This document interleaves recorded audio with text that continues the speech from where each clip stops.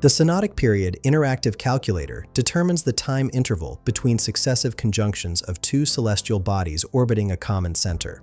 This calculator has a drop-down menu for select calculation mode with 6 options. Calculate Synodic Period S, calculate outer planet period T2, calculate inner planet period T1, calculate angular velocity difference, calculate conjunctions per year, and calculate phase angle after time. For this demonstration, I've selected Calculate Synodic Period. The input fields are inner planet period T1 in days, outer planet period T2 in days, Synodic Period S in days, and time elapsed in days. Let's work through an example using Earth and Mars.